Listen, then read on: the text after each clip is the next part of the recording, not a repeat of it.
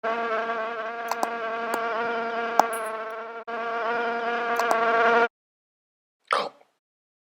pueden tener plantas carnívoras en terrarios? Sí, claramente. ¿Es recomendable meter plantas carnívoras en terrarios? No, en absoluto.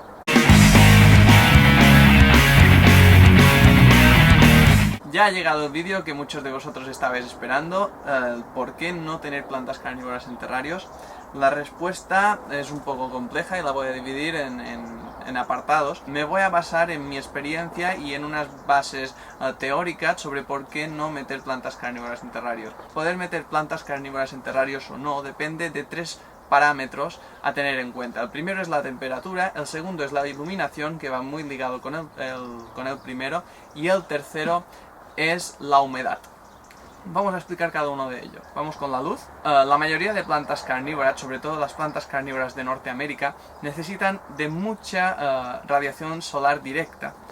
Y por este motivo no podemos tener plantas carnívoras en terrarios. Los terrarios son ambientes cerrados donde se recrean unas condiciones muy parecidas al hábitat natural.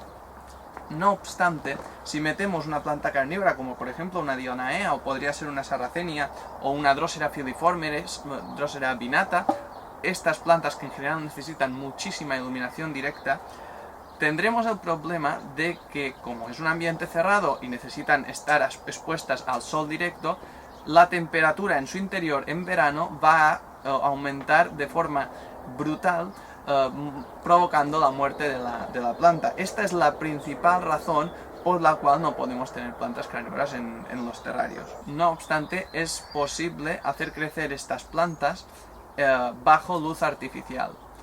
El problema es poder escoger bien la luz adecuada para este tipo de plantas. Las plantas carnívoras de Norteamérica, que son las más famosas, necesitan de gran intensidad. Eso significa bastantes vatios, a no ser que queramos optar por la luz LED, que ya veremos en otro vídeo, que la luz LED, el único problema es que debe emitirse en la frecuencia de la fotosíntesis exacta para que esta planta pueda realizar la fotosíntesis, y en definitiva serían LEDs rojos y LEDs azules, y nos quedaría un color violeta, con lo cual no podríamos disfrutar del color auténtico de las plantas carnívoras. Por ese motivo sería recomendable utilizar luz blanca, por ejemplo fluorescentes. Los fluorescentes serían aptos para el cultivo de las plantas carnívoras. El problema es la intensidad, necesitaremos bastante potencia y muchas horas de sol, de luz, alrededor de unas 14 a 16 horas diarias para que una Dionaea muscipula normal pueda realizar la fotosíntesis y crecer. Y chicos, os paro un momento el vídeo para esta edición pijama, en la que os quiero decir, porque se me había olvidado en el vídeo, que las plantas en condiciones de oscuridad o déficit de luz suficiente tienen un tipo de crecimiento que se llama crecimiento etiolado, en el que desarrollan las hojas mucho más anchas y alargadas, con trampas más pequeñas.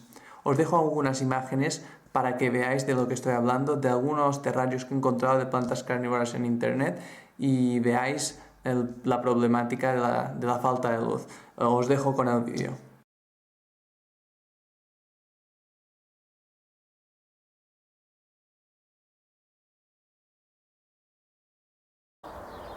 Pero es mucho más complejo que todo esto, así que vamos con otro punto, la temperatura. Controlar la temperatura en un terrario se mantiene más o menos constante. No obstante, las plantas carnívoras de Norteamérica necesitan periodos de hibernación, necesitan que durante una época del año la temperatura ambiental baje por debajo de los 10 grados. Esto sucede no solo con las Dionaea muscipula y las Sarracenias, sino que también sucede con muchas otras plantas del género Drosera, por ejemplo. Las Droseras temperadas necesitan también de un proceso de hibernación. Este proceso es muy difícil recrearlo en un terrario.